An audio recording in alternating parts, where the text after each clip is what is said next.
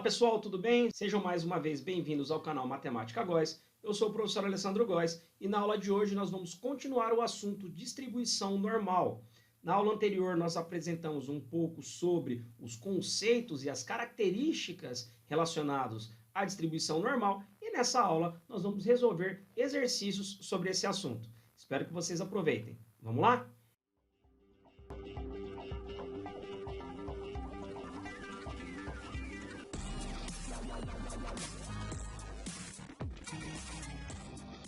E como é então que nós vamos calcular a probabilidade de um determinado evento que obedece à distribuição normal acontecer? Nós temos então aí que seguir alguns passos e a gente vai começar assim.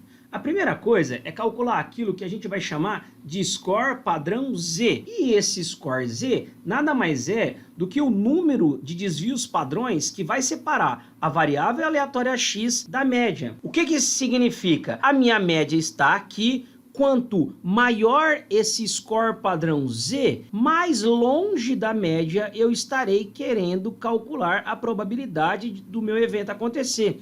E quanto menor esse padrão, mais próximo da média eu estarei. Como é então que eu calculo esse score Z? É uma formulinha que está aqui para vocês na tela, onde esse x aqui é o valor que eu estou procurando. Então lá naquele meu caso do teste de QI ter uma média 100, eu queria 115. O meu x era 115. Esse x com uma barrinha em cima, a gente sabe que é média aritmética. Então eu vou fazer sempre a diferença entre o valor que eu procuro e a média aritmética. E eu vou dividir pelo desvio padrão para descobrir quantos desvios padrões eu tenho entre a minha média e, é claro, aquilo que eu procuro. Sabendo que aqui eu tenho a média e cada letrinha dessa aqui significa um desvio padrão. Um desvio padrão, 2, 3 e aí vai. Menos 1, menos 2, menos 3. Vamos tomar então como primeiro exemplo e calcular. A gente já leu esse problema, inclusive já separamos as informações lá atrás. Se eu quero o Z, ele é a diferença entre aquilo que eu quero, 70 mil, menos a minha média, tudo isso dividido pelo desvio padrão, que é de 10 mil. Nesse caso eu teria que o meu Z, a minha variável aí Z, vale exatamente 1. Porém, como eu quero a probabilidade de um pneu durar mais de 70 mil,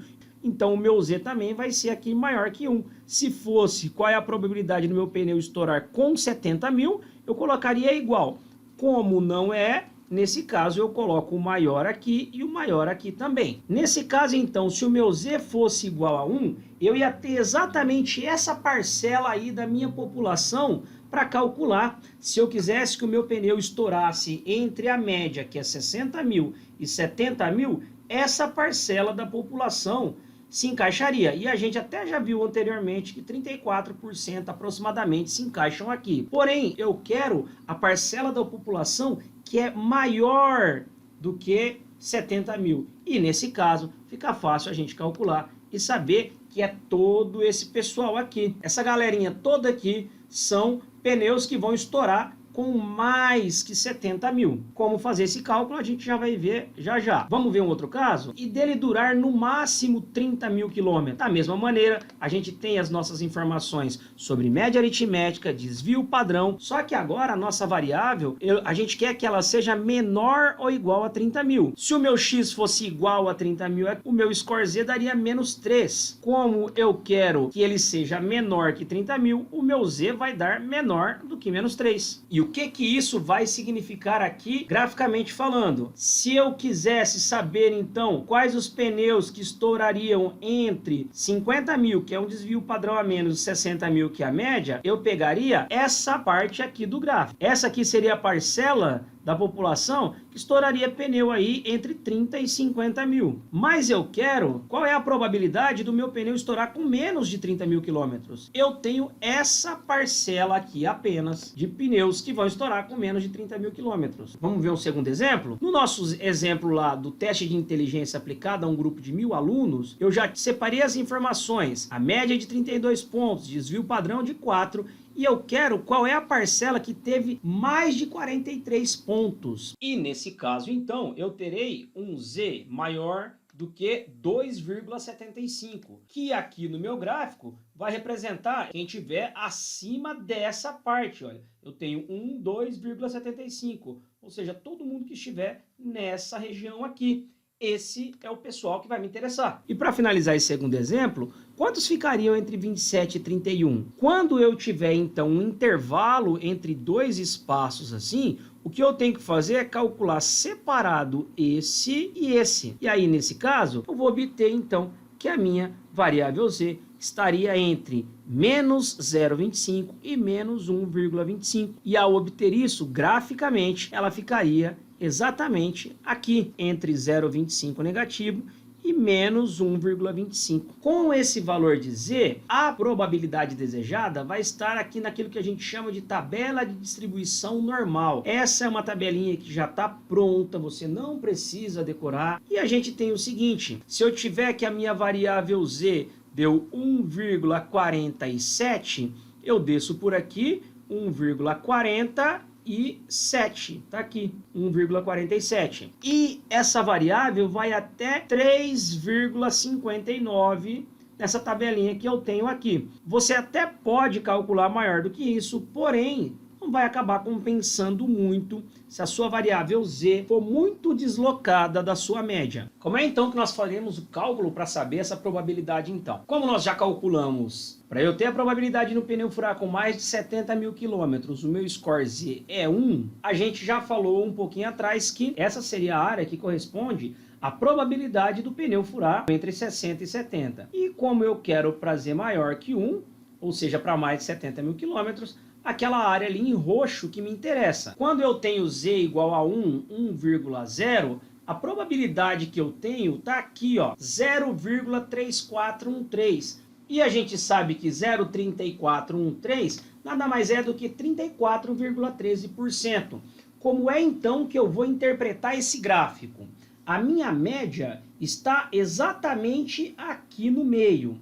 Isso significa que essa área toda do lado de cá corresponde a 50% das minhas probabilidades, ou seja, de pneus estourando com mais de 60 mil quilômetros, que é a minha média aqui, e essa parte de cá corresponde aos 50% de pneus que estouram com menos de 60 mil quilômetros, que é a minha média. Eu posso colocar aqui como meu zero e eu vou aumentando aqui. Entre 0 e 1, a probabilidade que eu tenho aqui é de 34%. Então, essa área aqui em roxo corresponde a 34% dessa segunda parte. Como foi dito que toda essa segunda parte corresponde a 50% das minhas probabilidades, na hora que eu fizer aí os meus 50% menos os 34,13 que eu obtive ali na primeira parte, eu vou obter exatamente 15,87% de probabilidade, que é aquilo que eu quero. A resposta então é, para eu ter pneus estourando com mais que 70 mil quilômetros, a probabilidade que isso aconteça é de 15,87%. E a probabilidade dela durar no máximo 30 mil? A gente já verificou anteriormente que o meu score Z aqui deu menos 3. E a gente viu que a minha média estava aqui e o meu score Z estava aqui no menos 3. Ao buscar o valor menos 3 lá na minha tabela das probabilidades, a probabilidade corresponde a esse valor aqui, 49,87%.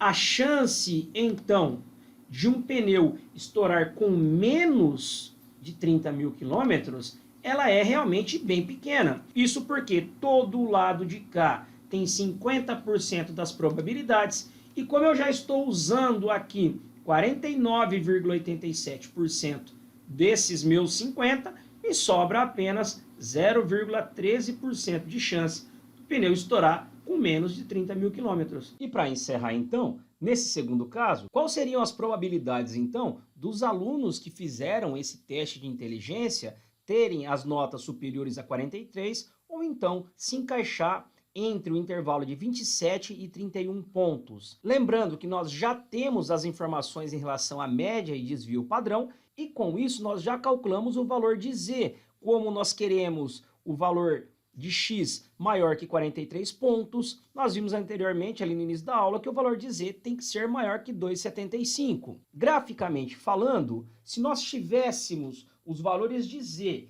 entre 0 e 2,75, nós ocuparíamos exatamente essa parte do gráfico. Utilizando, então, a tabela de distribuição normal, para Z 2,75, nós temos aqui exatamente essa parte. E com isso, nós temos então que 49,7% está entre a média e esse ponto que a gente quer. Ou seja, 49,7% dos alunos tirariam notas entre 32 e 43 que a gente quer.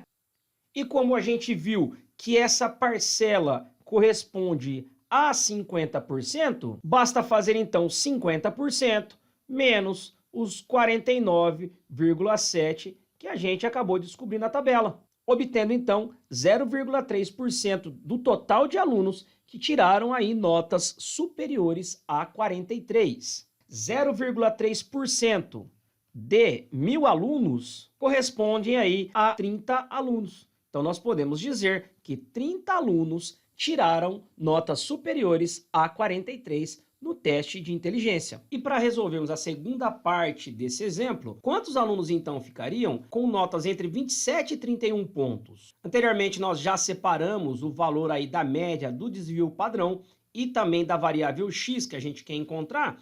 E então nós vimos que o valor de z deve ficar nesse intervalo que vai de menos 0,25 até menos 1,25. Como é então que a gente vai fazer para descobrir essa área aqui? Lembrando que do zero para baixo nós temos 50% das probabilidades disso acontecer. Ou seja, em torno de 50% dos alunos tiraram nota abaixo da média aqui, que é 32. A primeira coisa que a gente vai fazer, então, é considerar esse primeiro intervalo aqui, z menor que 0,25. Para z igual a menos 0,25, nós temos que a probabilidade ela é de 9,87%. Nós temos, então, que 9,87% dos alunos tiraram entre 31 e 32. A gente deve guardar essa informação. Fica fácil ver, então, que o que eu considerei nesse primeiro momento foi essa parte aqui dos meus cálculos. Considerando agora a segunda parte dos meus cálculos, considerar z igual a 1,25, eu vou ter como probabilidade 39,44%. Então, a área correspondente a essa parte aqui é de 39,44%. Eu guardo essa segunda informação também. Considerando, então, as médias entre 27 e 31, após fazer a parametrização aí da variável z, eu fiquei entre 0,25 negativo e 1,25 negativo. O que eu devo fazer agora é o seguinte: 39,44, que é toda essa parte aqui, e desses 39,44, eu vou tirar essa partezinha aqui do 0,25, que corresponde a 9,87.